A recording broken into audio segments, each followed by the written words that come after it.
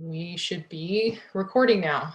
Um, so for the class, I'm really grateful that my artist friend, William Reed, who I'm gonna probably call Will a lot, was willing to take some time out of his busy work schedule to come and talk with you guys. I wanted Will to chat with you all, to introduce his work to you all, because he's somebody whose studio practice is very drawing based. And I thought that would be a fun opportunity for you guys. We've been friends since I began my journey as an artist. So he's really known me since I first started taking art making very seriously. So his friendship is very valuable to me because it really knows literally like from not great to where I am. So he's been there for the full journey. So a little bit about Will. This was on the bio if you guys read that. He was born in rural Arkansas in 1981, and he attended the Maryland Institute College of Art in Baltimore, for those of you guys who don't know, between 2005 and 2006, which he considers his most sort of formative art training. After that, he went on to Columbia University's art education program, and he completed his MFA in 2009 at the New York Studio School of Drawing, Painting, and Sculpture. So with that, I'll turn it over to Will, who's gonna go into full screen mode pretty soon, I guess. I'm gonna do that once I start the PDF up. Is that cool? Yeah. All right. So first, thanks all of you for tuning in. That's awesome that you're here. I'm flattered and honored to speak to you all. I guess I should say y'all since I'm speaking to Texans, so I don't have to qualify for my Southern accent. I'm going to turn it over to my PDF now, after I showed you my face. And I'll share my screen. Hey, can you see my screen? Nope. No, not yet. Okay. There, it's kicking in. There we go. Okay. And is that full screen?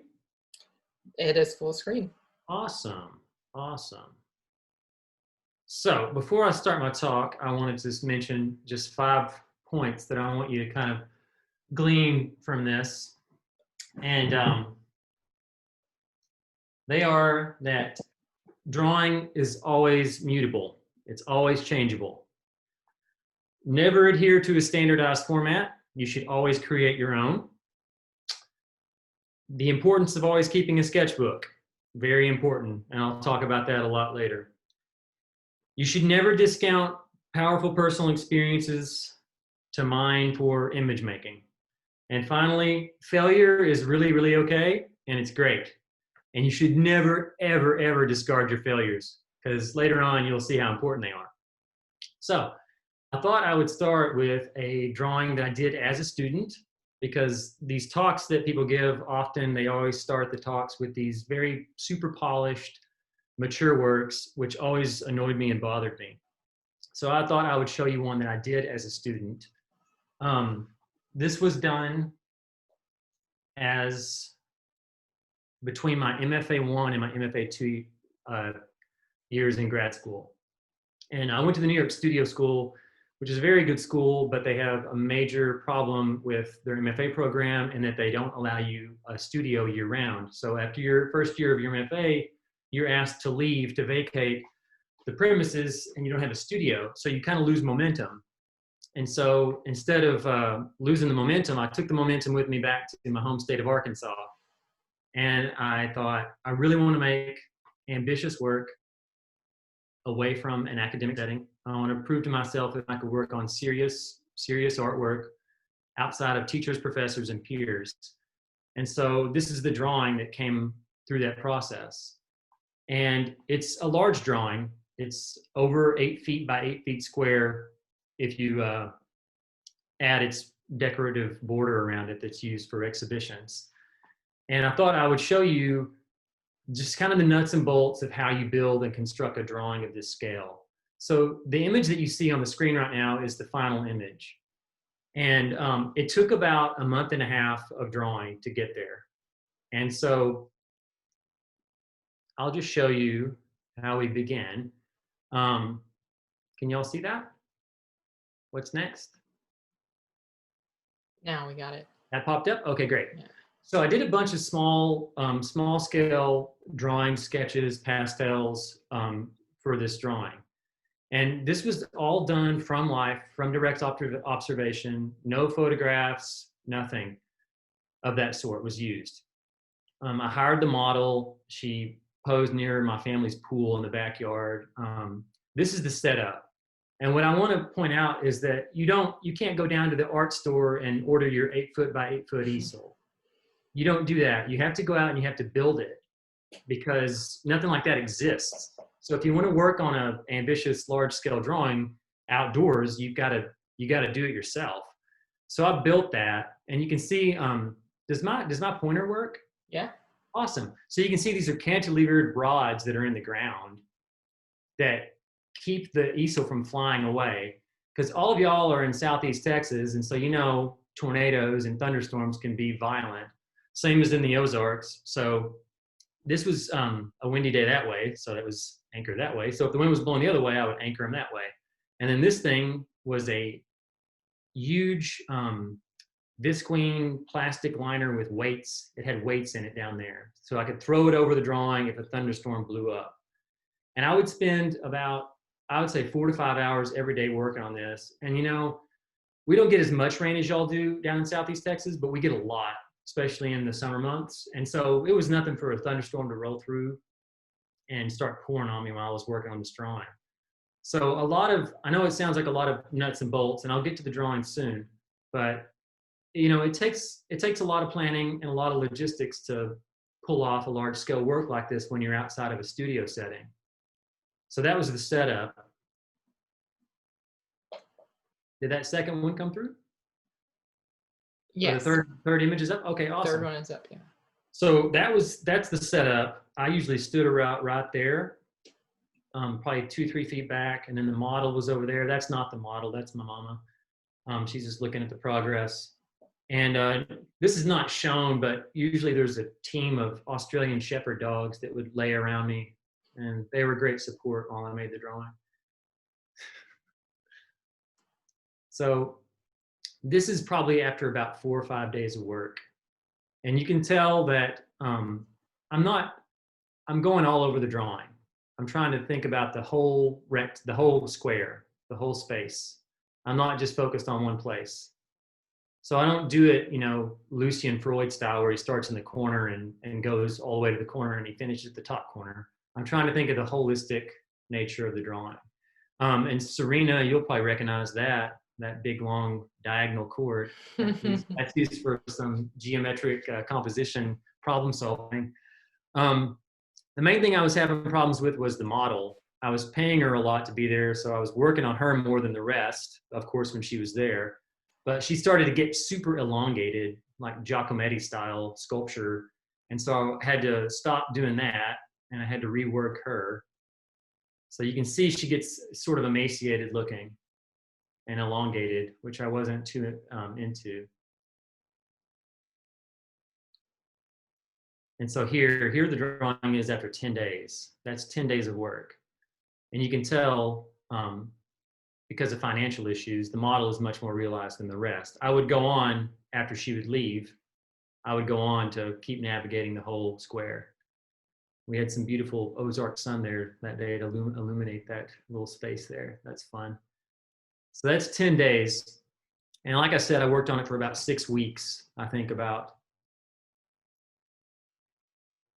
And so there's the final image of the figure. I finished with her after about 10 days. And you can tell I'm more of a tone drawer than a mark maker drawer. We could talk about that more later. Maybe that's a question we could discuss. Sirena and I always have a good time talking about that. So I just want to go back to the image one more time. And this is for logistics later on in the talk. The drawing was eventually in a show at the University of Maryland College Park. And the director of the museum gallery space there, he really loved the drawing, and he asked me to donate it to the museum, or the museum's permanent collection, which I did, with the caveat that I was going to get a solo show. And the reason I'm mentioning this is that, this was a student work. And this became super important to me in my career because you'll see later on that I made a major drawing for that exhibition. And it was bore out of this student work. So never discount your student works, never. So leaving that, we'll get into less nuts and bolts and more image-based discussion. So this is Rain Dogs, and it is ink and pastel on paper. It's about 5 feet by 8 feet. And I think I got the orientations there correct. Yeah. So whenever I said earlier at the beginning of the talk, don't ever discount personal experiences, this is one of those that came out of one of these weird questions that my family always asked: where do our dogs go? Because they would run off all the time and they wouldn't come back for days. And we lived in the Ozarks, and we always made a joke that maybe they went to some doggy spa. But in reality, we knew that they didn't, that it's probably some nasty, really scummy place in the Ozarks. And so I kind of created this image from both imagination and from my sketchbooks, because all the dogs, I drew them constantly. So I have tons of drawings of the dogs in my sketchbook. And then the other stuff are like this bus, and then of course the broken toilet. Those are images that, you know, you see all the time in the Ozarks when you drive through. The Ozarks are absolutely beautiful, but they're riddled with stuff like this: broken toilets, abandoned buses, muddy swamp holes. So I just pictured our dogs probably go to this sort of cruddy, crummy place. And concurrent with making this, I was absolutely obsessed with an album by Tom Waits called Rain Dogs. I think it's his best album, and I really love all the music on it. And so I made this drawing while I was listening to Rain Dogs. And I thought, I had made the image, and there was none of these rain droplet things happening. And so I thought, I'm listening to Rain Dogs. Maybe this is the Rain Dogs drawing. And so I started putting these rain droplets in there. And so that's how Rain Dogs, the drawing, came about. Whenever I had the show at the University of Maryland, they asked to acquire this drawing. And I said, no. I said, this drawing stays with me. So I kept this one for myself. It's really, really important and special. Did the next image come up? Yes. Okay, can you see all of it, or is it zoomed in too much? It's slightly zoomed in too much. How about that? A little bit more. I think we're missing a tiny bit at the bottom now. Okay. There, perfect. Yeah. Okay, so this is one that I think is very in connection with my dear friend Sirena, specifically because of the process that it went about. This is called Atlantic City Gobbet, and it's charcoal and pastel on paper. It's about 60 inches by 40 inches, so that's 5 feet by almost 4 feet wide. I guess this might be a little controversial, but I'll go ahead and explain it. I had gone through a really bad breakup, and some of my friends in New York said, hey, we've got magic mushrooms. Do you want to maybe do them? And, you know, I had never done anything like that. I only drink, you know, beer. That's it. And I was in a really bad, sad place. And I just said, you know, screw it. I'm going to try to do the mushrooms. So we took a bus to Atlantic City, and we did these mushrooms on the boardwalk, which is a 2.5 or 3 mile boardwalk. No. And we just walked up and down the boardwalk all night. And it was an absolutely amazing experience. Absolutely one of the best experiences of my life. And it made me feel incredible. But at the very end of the night, the sun was coming up, and we were just coming down from our trip. And we came to this sand dune, and there was this horribly sad little critter eating some grass, and he was missing an ear. And we said, what is it? And so I said, it's a gopher. And then my friend Melissa, she said, no, it's a rabbit. And then my friend Alex said, it's the gobbet, rabbit plus gopher together. And when I got back to New York, from that trip, I remembered this creature. And so I just totally free-formed this drawing out of my head. And that's the connection to you, Serena, not the magic mushrooms. Yeah, I was like, for my students, can we make this clear? No. The process, definitely the process of creating an image out of your memory, out of your imagination. And I had never really done too much of that. And so I really felt like this was successful. And this is another one that the University of Maryland wanted to acquire. And I said, no, this stays with me. And it's back at home in Arkansas. So never discount circuitous routes to making images. I can't believe how many times you've rejected them. Well, we're getting to the ones. They keep coming back for more. This is the one. Is that image up? Yeah. Okay. And is that nearly full screen? Yeah, it's pretty good. Okay. That's actually perfect. Okay. So whenever the University of Maryland gave me this big solo drawing show, they said, we want you to make a 20-foot wide drawing for the main exhibition space, and the caveat being that they get to acquire it. So there's no way that they could not acquire this one. So they do have this one. So this is over 8 feet by 20 feet wide. And I was given complete free reign on it. And so I thought, what do I make? And it's just one of those moments where you don't know. And I had just packed up my stuff from New York City and was moving overseas. And I didn't have a studio space, and I was back in Arkansas. And so I told my mom, I said, I need a space. And she said, well, you can just use the entire living room. And so she gave me the living room, and I just started looking at my sketchbooks from the New York City museums, because I would go to the museums once every week at least, if not twice or 3 times, and draw. And so I just thought, I'm going to make a giant drawing of me and all my favorite stuff from those museums. And so in this drawing, it's, Assyrian reliefs, it's Japanese, Chinese dragons, Assyrian eagle monster, Cambodian tomb guardian tigers, Ganesh. It's all this stuff that I really loved.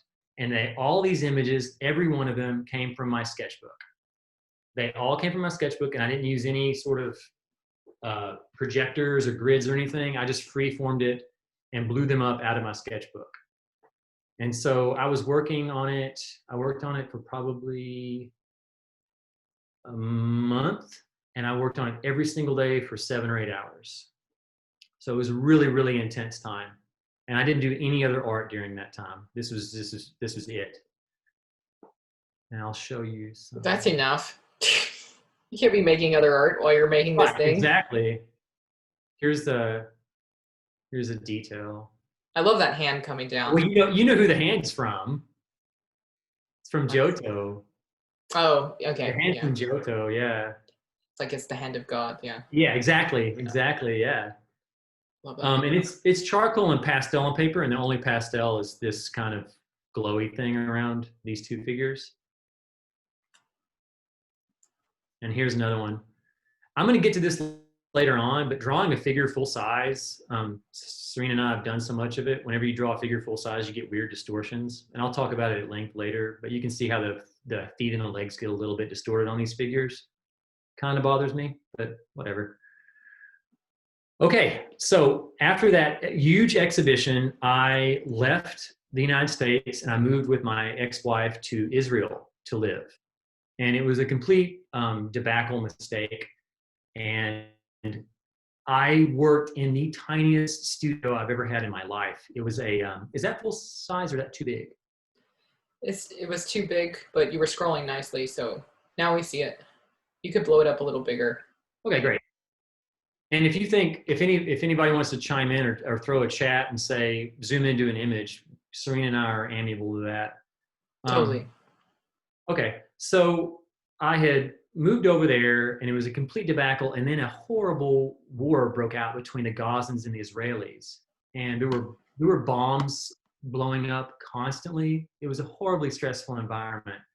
And I was on the balcony all the time working on drawings and paintings. And sometimes when you feel displaced and disenfranchised and scared, you really want something familiar. And so I thought I had all of these, brought all these cicadas with me from back in the Ozarks. And so I had them there with me, and I made all these, and this image quality doesn't show very well because it's not a great image. I apologize. But I made these collages of the cicadas, and I had drawn myself on this balcony. And this is the city of Yafo behind me. And I just started putting the cicadas into the drawing. And so all these cicadas populate this drawing where they could never exist because they don't have cicadas there. But I really wanted to hear the songs of the cicadas. I know it sounds cheesy, but I wanted to hear something and experience something that was a little bit more peaceful than what was going on around me. And so as a result of that, I ended up making this drawing full of these cicadas. I'm sorry the image quality is bad. You can tell that one's collaged, I guess, right? That one looks a little more opaque than the rest. Yeah. Yeah, it does seem more opaque. And some of them I've drawn over too whenever they were collaged. So is that 4 pieces of paper put together? It is. Yeah. So it's 4 pieces of paper to put together. And that goes back to kind of the opening point of, don't ever be a prisoner to standardized formats. These are standardized pieces of paper, but I put them together, as to make the bigger drawing. Can you remember if the drawing started in like the bottom right and expanded up, or did you kind of always know it was going to have that much sky? No. This was these 2 pages, these 2 rectangles. That was the drawing. Yeah. And then I thought, no, it needs more. And then I added the 2 at the top. Yeah. That's a good question. Because if you block out the top part, actually, you can really see the intensity of those 2. Like I can see it working. As a drawing, but I understand why you expanded totally, but it's like you can totally see that as a very intense rectangle. You get the weird distortion thing when you draw figures that are looking up, and you'll see it if you ever look at El Greco or Rivera. You'll see those heads looking up, and I always thought they look weird, and then you try to do it yourself and you think, oh, of course they look weird, because a person looking up pictorially and image wise is weird. Well, what's really shocking is that, you have this peaceful drawing with these cicadas flying around, but on some evenings, this would be rocket explosions blowing up. So really 2 very different worlds. Is that image roughly full size? Yes. Okay. So when we lived there, my ex-wife, all she would do was go to work, come home, eat supper, and go to bed. And I spent half my day at language school and the other half at my studio. And so whenever she was sleeping, I started doing drawings of her. And so this giant drawing, started as that rectangle right up there. Can you see that? Maybe. Do I have a shot of it? There's the original rectangle that the drawing started as. So that's an easel-sized drawing. 22 by 30 or something like that. 30 by 22, pardon me. And so the process of this is really important that I wanted to talk to you about, because I would start it in the bedroom on the easel with the standardized rectangles, the drawings. And then I started adding to the left and to the right. And then I added to the bottom. And then all of a sudden, you've got an easel with a bunch of pages of drawings stuck to it, and you can't really do that anymore. So this is right over here in this corner is the entrance to my little balcony studio. And so what I would do is I would start taking the drawing and I would pop it on the wall in the studio. And then I would add more paper and I would come back into the bedroom and I would look and I would go back into the studio and I would paint from what I just saw. So there's a bit of like a perceptual memory shift happening when I would do the drawing. And the drawing took about 2 months to make. And the figure in the bed took, a week or something. But this floor that you see, can I zoom in and show you? Please, that floor is insane. Okay, so the floor is insane. It's a historical floor from the 1880s or 1870s, I think. And it's a Palestinian, Islamic floor tile that's really beautiful, intricate. It was there. I didn't make it up or anything like that. And to get the perspective on that and doing it from, a delayed perceptual situation is insane. Wait, you didn't pull those back in to the room? I did pull a few back in just to try to get Okay. the perspective perfect, but Yeah. I did most of it. I did most of it in the studio. So vast majority was done in the studio. And what it does is that it really, if you think about it, that entire whatever 1/3 of the drawing is anchored by that floor. And that becomes a really important pictorial element. So It's amazing because I think the first time I saw this drawing was when you guys were still together, and now yeah, looking at it now is a very different experience. yeah, of course. And images of people sleeping, um, that one really looks so close to death, I have to say. I like that. Oh, well, I like now, that. but it's true. It's like there's the death masks that were made. Yeah, That was like a historical thing for a while. That when an important sure. historical figure would die, they would make a Make a sort of death mask. Yeah, there cast was and make a one made death mask. of Beethoven, I think, was a Yeah, good one. there's one of Napoleon, and they often, if you don't know, it's like, oh, it's like them asleep or something. Right. That's what I thought of a death mask a little bit. So just to show you where drawings can go. So this one, I moved to Minneapolis a year ago, and this was, I think, 2 or 3 months into my residence here. I got into this big figure show at one of the art centers here, and they have a beautiful space. It's the Minnetonka Center for the Arts. I got 2 drawings and a painting into the show. Just this gives you a bit of scale. That's a guy standing quite a bit farther away from the drawing. It's a big drawing.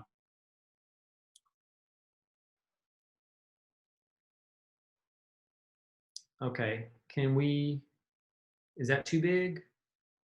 No, that's good. Okay, so I left Israel and I moved back to New York and had a new space in Brooklyn in Flatbush, and I turned the entire apartment into a giant drawing studio. It was super cool. It just became a giant multi-room studio, and this was on the living room wall. It was the only place I could fit it because it's 8 feet by, I don't know what that is. That's 14 feet or 15 feet wide, something around there. Yeah. So really, really large drawing. And this is another process drawing. I'm going to show you how it came to be. So really big. And we're going to scroll back to it here in just a sec. So I was at the same time, or before I started this drawing, I got a teaching gig for the summer teaching life drawing at the New York Studio School. And it was a super awesome class. It was very small. There were only, I think, 5 students in the class. And what it meant was I could draw with them because there were so few of them. I didn't have to be teaching the entire time. So I started doing drawings with them. And we would critique each other's work rigorously at the end of every session. And so this is one of the drawings I worked on with them, and you'll see a better whole image of it in just a moment. Just want to give you a few, see if I can get to the,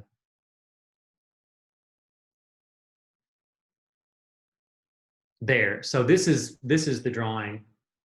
I'm sorry, those are out of order. I apologize. So this is the drawing in the class. It was the same model in multiple views. And, I was drawing with him and I was teaching also. And so I didn't really get to focus too much on the drawing, and it turned out a big failure.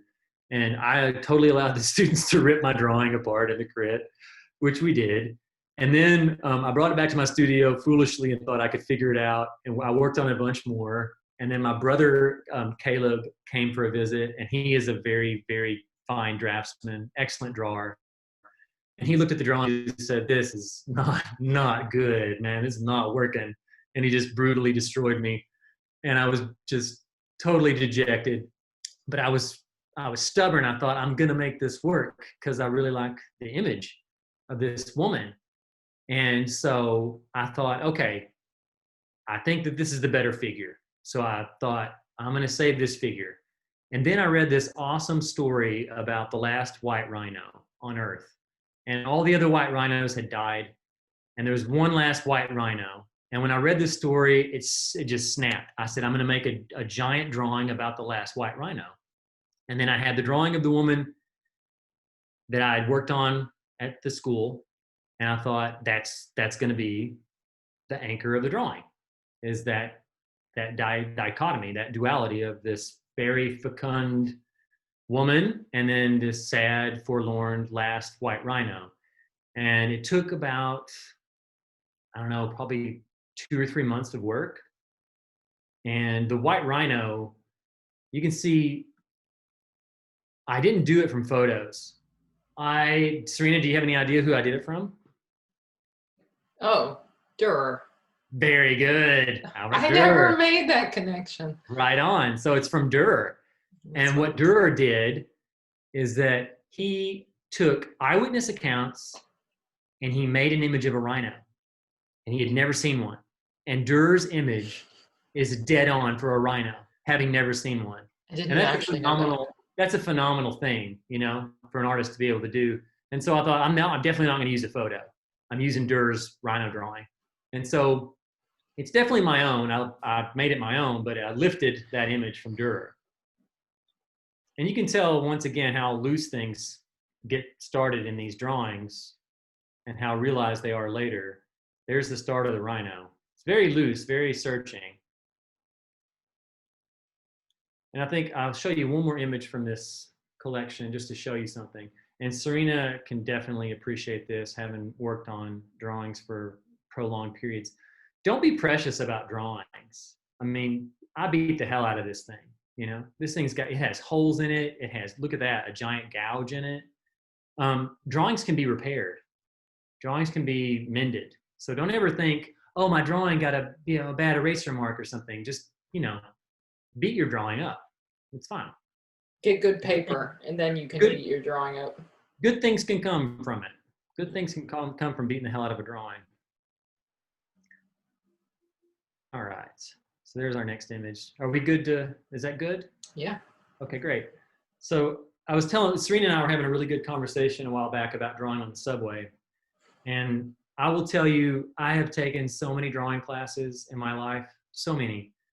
No drawing class will ever be as good or as proficient at teaching drawing as my years of drawing on the New York City subway system. I filled over 70 sketchbooks with drawings on the subway, and that equates to over 7,000 drawings. I learned to draw on that subway. It was incredible. And for years, I loved drawing on that subway.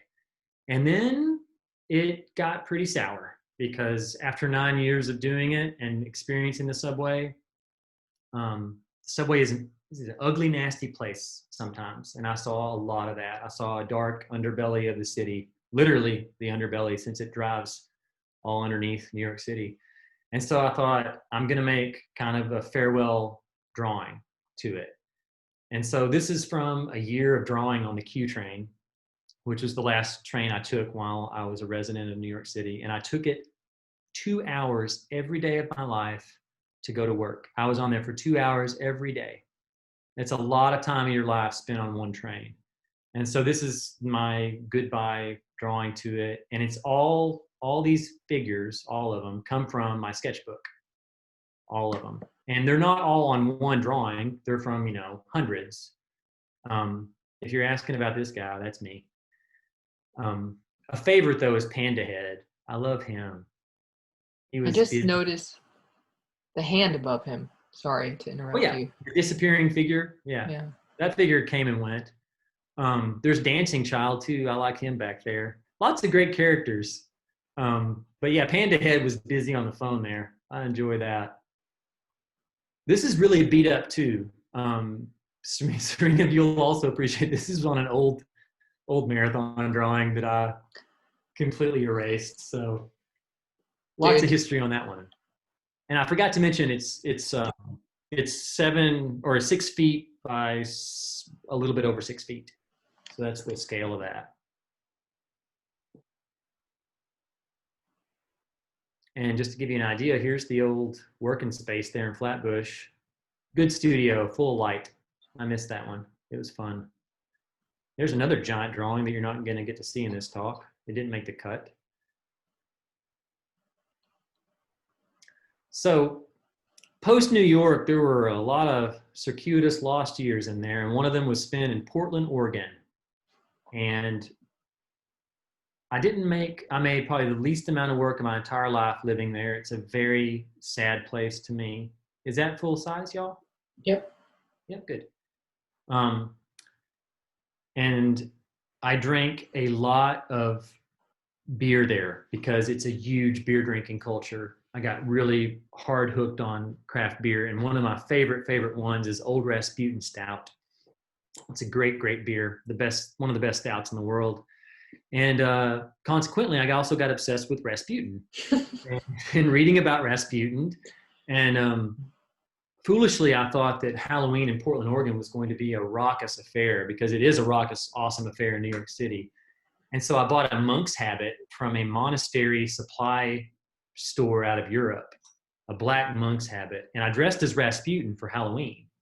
And I was horribly embarrassed, because it was like going to school dressed up and nobody's dressed up, because nobody dressed up in Portland for Halloween. Nobody. And I had no trick-or-treaters, and I was in a highly residential neighborhood. So there I was on my stoop, looking like a complete fool and also very weird and creepy. So I had this very expensive monk's habit. I was obsessed with Rasputin, and I thought, well, then by God, I'll make a drawing about it. And so this is a full-size self-portrait in a monk's habit. And earlier I mentioned that working on a full-size figure, you get weird distortions. And so the entire time I did this drawing, I fought with the lower half, because this part you can get pretty much right, because that's, within regular eyesight. But when you start looking at the mirror and you start looking down at your knees and your feet, it gets really weird. And so you had to fight the distortion. And so this is a really tough battle. The image is not that great, and I apologize for that. But this is a really hard battle to get these feet the right size and the legs the right size. But it's 87 inches tall, so that puts me at right at 72 or 73, which is about what I am. It's super heavy, dark drawing, because I was in a super heavy, dark place there in Portland. That's a better one of the, and this is actually the pose that is on the bottle of beer that is Old Rasputin Stout. It's a very famous image of Rasputin. So the next time you're picking up a bottle of beer, don't ever discount it for image making.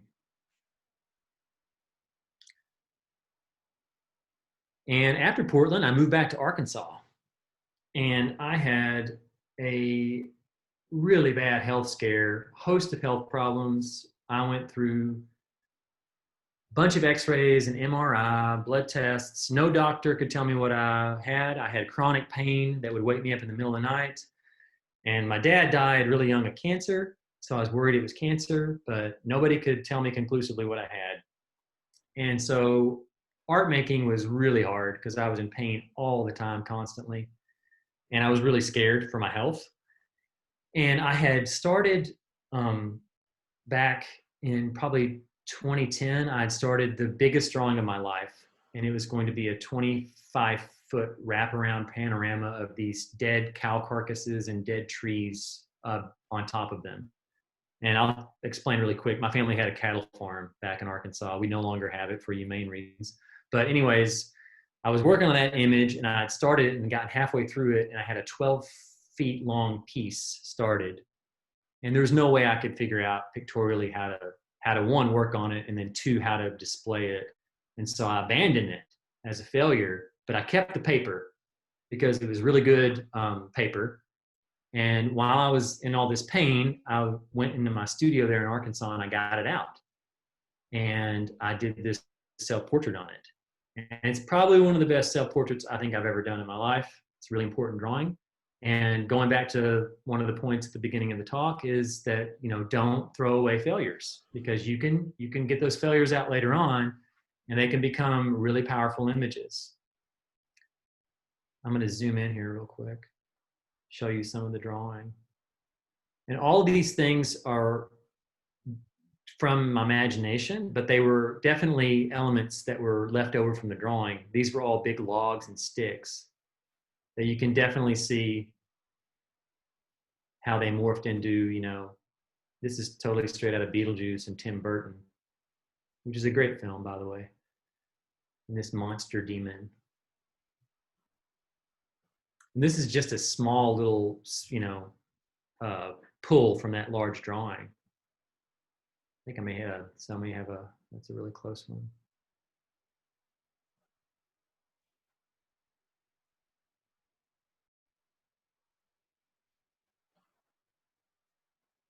And y'all can read the dimensions, right? Yep. They're clear? Yep. Okay, good. Okay, so I'm going to show you at the end here, I'm going to show you a few drawings. That one should be familiar for any of you that were here at the intro. A few drawings that I just started in my new space here in Minneapolis. Before COVID, I would go regularly to Chicago to visit my brother. And when I'm in Chicago, I always make it a point to stop at the Art Institute of Chicago and the Field Museum. And the Field Museum houses what is probably one of the most amazing objects on Earth. It is Sue, the T-Rex skeleton, the most complete existent T-Rex in the world. And they have her head, her skull, in another room. And the skull that's on her is reconstructed, but the skull in the other room is the showstopper. One time I spent an entire 7-hour day doing drawings of it. And this is from that sketchbook. And maybe at the end of the talk, if I throw the screen back around, I'll show you some of those. But this is, it is 5 feet by 6 feet. And the image scale size of the T-Rex skeleton is from the data that the field provides, because they provide all these super exact measurements for the skull. Wait, so it's a life, like it's basically true to scale of the actual T-Rex head. Correct. Yes. Yeah. That's awesome. And then there's this one. Then this one is a little bit larger because of the format, but this one is also roughly to scale.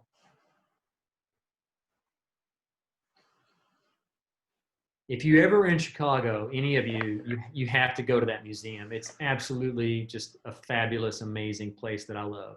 Really special. And then this is the newest drawing.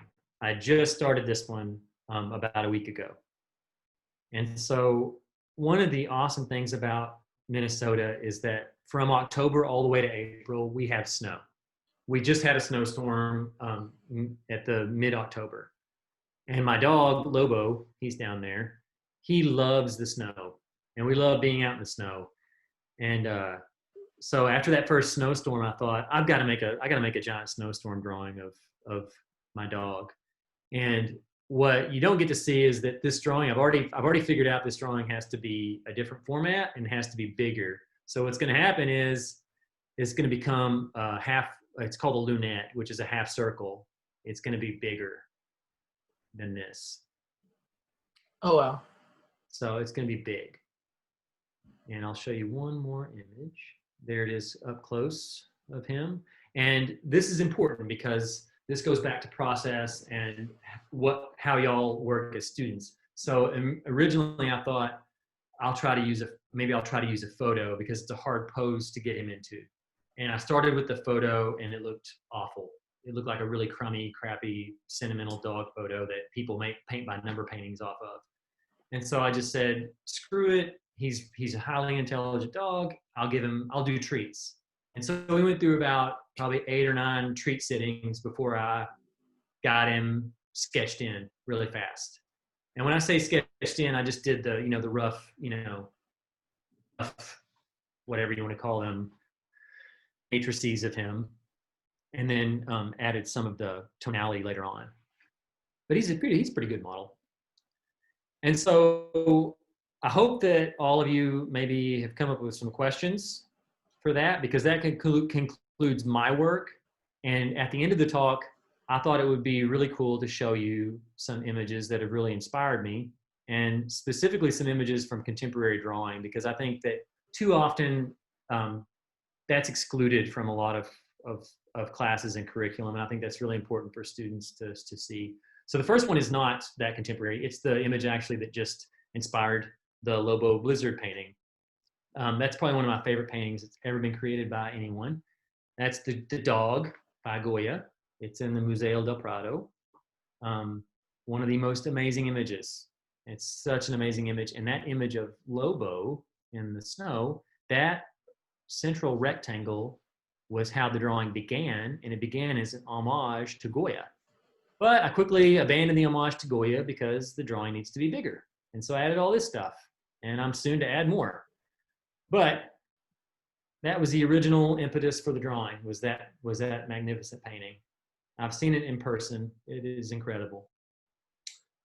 Fast forwarding really far, this is somebody's work that I've thought about a lot over the years.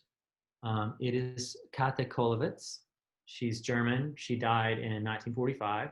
So not too recent, but also not far, far, far in our past. Funny thing, Serena, these images come from a book I bought in a used bookstore in Fredericksburg. So pretty funny. I really love the emotive power of her work, and she dealt with really dark subject matter, and she never shied away from it. And I think, given the fact that we're living in some pretty dark times, I think it takes a lot of courage to make certain images, and she's one of those people that did it. Had to go on the run from the Nazis because she was labeled a degenerative artist. This is a great one. Look at that. Makes you think of a lot of contemporary things right now. Very, very powerful drawer, Kathy Kollwitz. Not mentioned enough in drawing classes, in my opinion. And going forward a few more years, this guy is still living. This is Antonio Lopez Garcia, another artist that I really find amazing. The reason I show his work specifically is because drawing is one of his main practices, and he can work on a drawing for years sometimes, not weeks or months, but years. This drawing took years to make. It's a graphite drawing.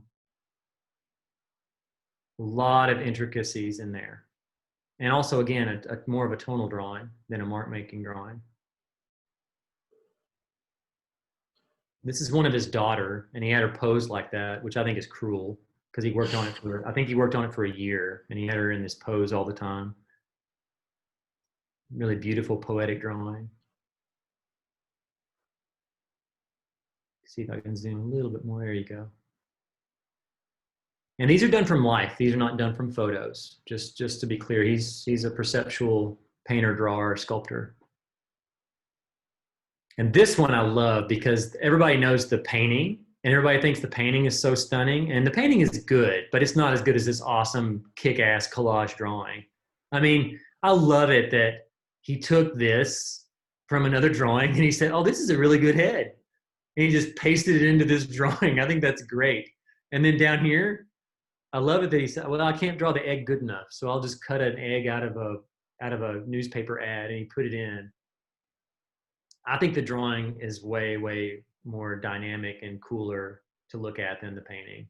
I find the painting to be dull compared to this. And is that okay, that scale, or do we need to shrink? That's good right there. Okay. Yeah. So this is a drawing by my mentor in grad school, Graham Nixon, who he's still alive, living in New York and teaching in New York at the studio school where Serena and I both got our MFAs. Graham is a fabulous draftsman and a draftsperson, pardon me, and a wonderful image maker. And I got to actually handle this drawing and install it on a wall. And to see this drawing in person is just phenomenal. It's just a great, mysterious drawing. I just love it that when this figure goes down into this room and it has wallpaper or something, and then you see this far, crazy outside space, and then this really strange interior, and then, of course, the crazy predella at the bottom. It's just a really great dynamic drawing, and this blasting ray of light. Such a cool drawing. Well, can you remember the color of the drawing? So it says it's charcoal chalks. It's all the crayon and pastels are like sepia. Okay. Like, yeah, sepia color. Yeah. It's coming across this very, sepia at the bottom and then quite cool purple at the top, which is really interesting. Yeah, the purple at the top is kind of like almost like light caput mortem. Okay. Yeah. Never thought about that in terms of the drawing, the color there already. I just love this tough drawing. This is one of those tough drawings where, you know, he beat the hell out of this one. You know, the paper's had the hell beaten out of it. It's big. This one's big. It's almost a double square, so it's 8 by 14 feet. And you can see how the corners are really activated in these drawings.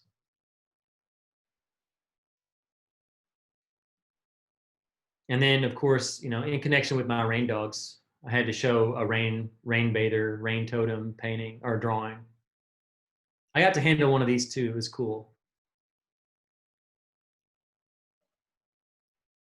And then finally, I'll go way back in my beginnings as a young artist. I would go, because I had no other means, I would drive to Little Rock.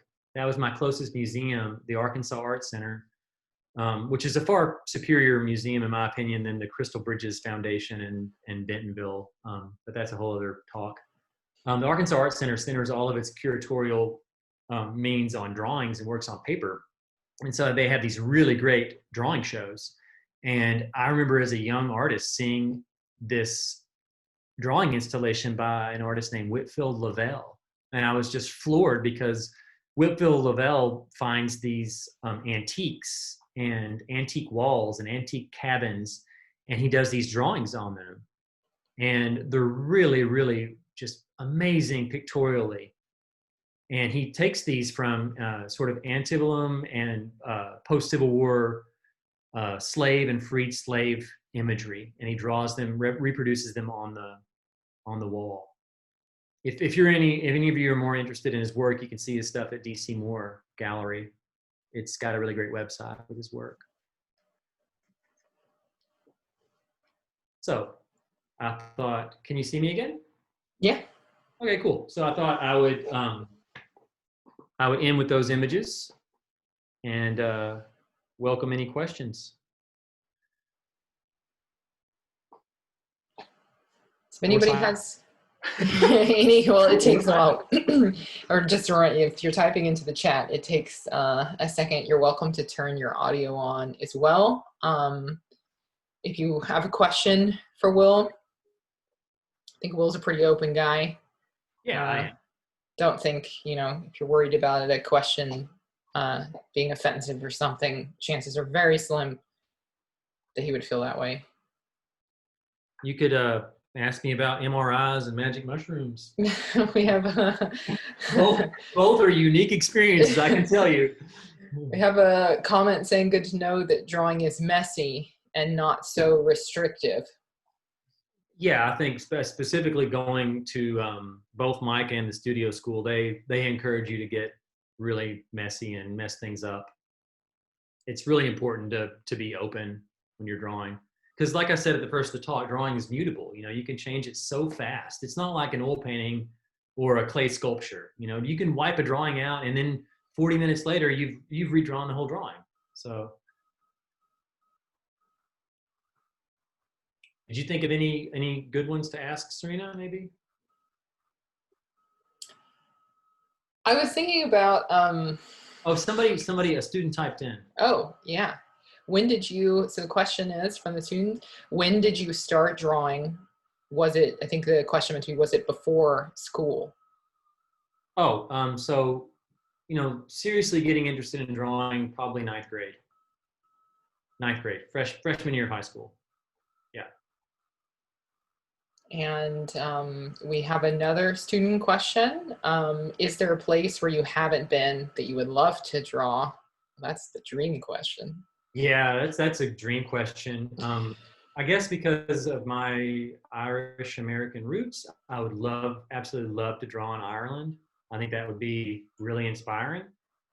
And the other place is I'd love to go to Scandinavia because of the landscape. The landscape in Scandinavia is incredible. We have How do I decide what to draw? Is that another one? Yeah, that's the next question. So that's a good one. So going back to the rain dogs image, music is a great place to get inspiration. The films that I watch a lot of film. I think films are great. That opening that opening image that I opened with, the drawing of Echo, I came up with the image because I was reading The Metamorphoses by Ovid and read the story of Echo. And I wanted to make a drawing that was based upon that myth. And that's how I decided the image from that. So I think, you got to think about a lot of different sources and be open to all of them, and just, be open to multiple sources.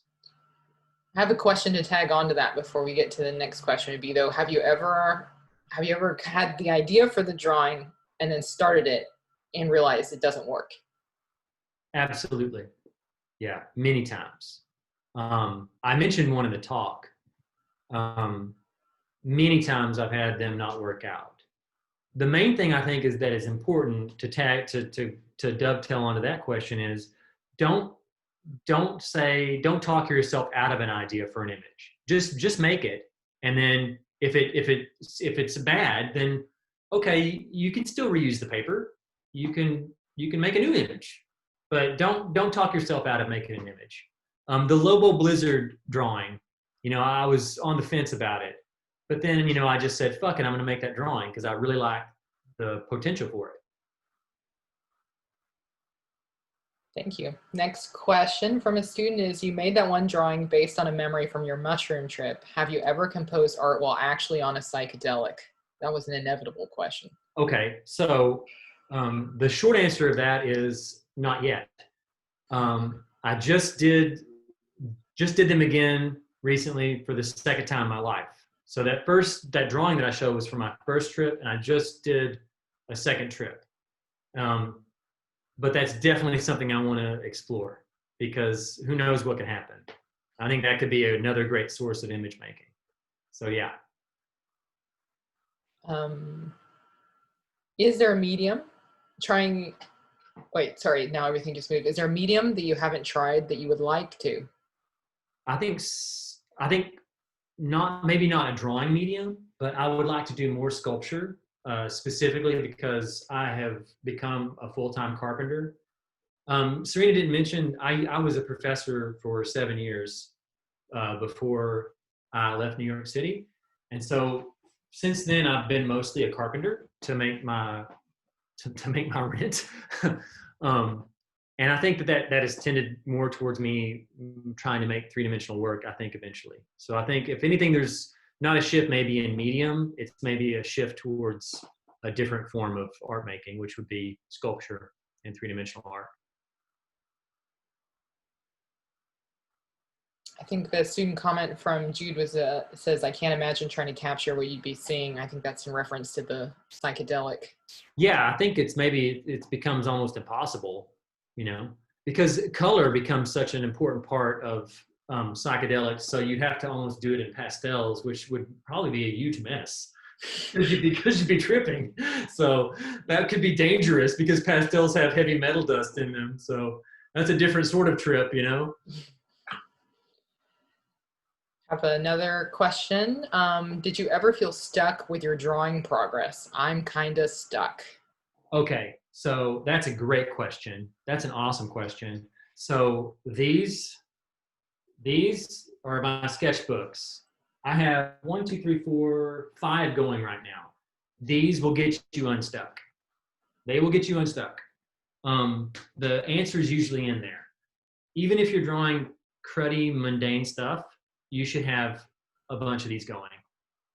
I have different sizes and different scales for different situations. This one's tiny for when I'm on the go, but just drawing stuff and then looking at it later. Sometimes, especially before I left New York, I would go over them daily, and that can get you all sorts of new ideas. If you're working on a drawing and it's not working out, you can just start lifting stuff from the sketchbooks and working them in, plugging them in. That's my advice on that. Very good question. Have you ever found actually a sketchbook, like you kept it and you thought it was trash, and then years later you come and you're like, that's not trash at all. Like, I can use that. Has that happened to you? I think specifically there's one that I kept going only in Arkansas when I would go back to visit. And I always thought it was kind of sentimental. you know, it was a lot of sentimental stuff, like of the dogs and of my mom and stuff like that, that I'd never thought would make it into big, ambitious paintings or drawings. But that one has definitely proven a lot of fodder for art making, image making. So yeah, that's a good question. Another question. How do you stay motivated when working on a time-consuming drawing? Great. That's a great question. That's a good one too. Um, I think different things can motivate you. So if you have an exhibition coming up, you gotta do it. If you don't, which is where we are most of the time, it can be a much tougher thing. And um, I don't know how to answer it really. I mean, you just gotta just plug away and keep going. And sometimes, even if it seems like nothing's coming, you just got to keep going. And I know that that's a cop out answer, but one of the best drawers I ever knew in my life is Stanley Lewis. He's a brilliant teacher, brilliant artist. He would say that. He said, during a critique, he'd say, you just got to keep going. And it seems so mundane, a reply to that, but sometimes you just got to set the clock and just go to it and move charcoal around, move ink around, move your pencil around. Even if it seems like everything that's just crap that's coming out, you just got to keep going. And then all of a sudden you'll have a breakthrough. That being said, Will is one of the most disciplined people I know. So he, I think it's interesting to hear you. For me, it's very interesting to hear you talk about that because I don't envision you having those issues. You're somebody who spends months on drawings, years on drawings, and I don't know that many people, you know, that really dedicate that much time consistently to their practice. So I just want to point out to everybody.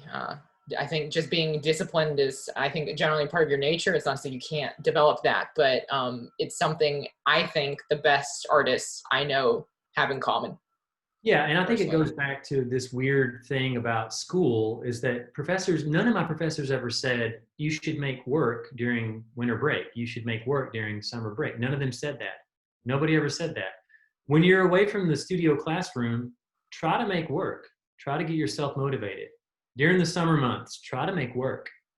That can be a great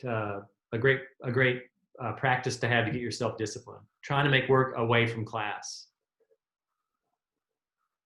But student comment, I've been to Portland before as well, and it's a little depressing, but there's a lot of intriguing street art. I vividly remember a giant green and gray painting on a brick wall of a girl in a dress. I think I've seen it, and I agree with. Is it Josie? Yeah, it Yeah, should be I Josie. agree. Yeah. I agree with Josie. There's a lot of really cool street art there. There is, but in terms of drawing and painting, the kind of work that I do and that Serena does, there's a pretty big dearth of it. Yeah. So. Yeah, different cities are good for, different things. Yeah, absolutely. Portland's awesome for craft beer too. Yeah, So, coffee. yeah, coffee, great coffee. Yeah. Like when I was living in Cologne, that's not a painting hotbed. It has the art fair or whatever, but it's just Except like, for yeah, doesn't Gerhard Richter live there? he does. So Actually, one of the best shows I saw before I left was a huge Gerhard Richter show, and I yeah, could like take the train to it in 20 minutes, and it really changed my opinion on him. But like Dusseldorf it's like weird. There was painting, but it's like for me I didn't feel that, but it's like there was a lot of film there, so it's like I don't know that everywhere there's like little. It's like around the world, there's certain places good for this, not good for this. Not everywhere is good for painting. Some places are good for music. It's like, sure. yeah. And that's the other thing is that you go to Austin. I mean, there's maybe not another better city in this country for music. I mean, but have you ever met a painter from Austin? I haven't. I haven't met too many painters from Portland either. But yeah, every city has its own unique, special strength or specialty. Yeah. No more questions? No más preguntas? Give it a few more minutes.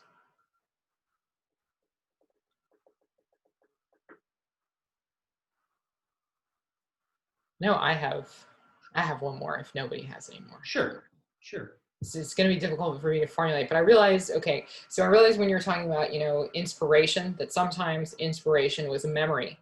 But then because you're working so much from observation in many cases, you have very strong memories, like in the process of making. It's like, so that pool painting from the very beginning, you made that how many years ago now? It was during like 2007 or 2008 or something. 2008, And 12 years ago. so, but you can, you remember that patch of light, so I'm kind of wondering, you've been drawing for a long time, that seems to come, it's not to say that doesn't come from working from observation, but you have that moment, you have the drawing, and then you have these memories of you making the drawing that seem very strong. And I'm sort of wondering maybe how we can describe that as a type of lifestyle maybe, or what we think that gives to us, or something of that nature. Well, I think if you're talking about process, I think that when you work from life a tremendous amount, especially from the two schools that I went to, and the school that you and I both went to, Micah and the studio school. I think with all of that ingrained, working from perception, working from life, I think when you start to expand upon that and work from imagination and memory, that basis, that foundation from working from life can give you the ability to make imagery that is powerful, that is based upon other means like memory and imagination. And so I think that it's important I think it's important, especially when you're a student, to try to do all of it. Don't just say, I'm just going to work from life, or I'm just going to work from photos, or I'm just going to work from memory. I think about somebody like Giacometti, who, worked from all the different means pretty much. And then, later in life, sort of settled into a certain mode of working, which was direct observation. And I don't think that perfectly answers your question. I don't think I had a perfect question. Yeah, I was just trying to think about it in terms of process, yeah, and how we make drawings and how we make work. But if you wanted to get more into working from memory, that's its own, it's its own difficult thing. Just like there's this very powerful, when you're working in observation, it's like there are these really beautiful moments that you kind of carry with you. It's like that patch of light. It's when the sun came out. It's when you missed the rainstorm. And when we sort of think about, I don't know, life and drawing and what is it all for? What does it give you? I really think a lot of times about those, like when I look at that thing I made from observation, I can really remember. And I feel like that's kind of a beautiful, like sort of side gift. That patch of light, you have it in the drawing forever, but you also have it forever because you were out there drawing like crazy and experiencing that. Absolutely. Yeah, absolutely. You sound like Fellini when you're talking right now. Fellini would talk about memories, and how a memory could make a whole film, I'll take that. If you guys haven't been watching any Fellini. 8.5. That's the one that's based upon his memories. So yeah. I think that's a good way to end it. Fellini and 8.5. How about that? If I didn't have a kid, I'd probably put it on right now. Thank you so much for having me. Thank you so much, Will, for your time and your generosity, and your openness. And I hope all of you make awesome drawings. Me too. Final drawing is coming up. Ooh, good luck, y'all. Got a lot of thank yous. Thank you so much, Will. See y'all.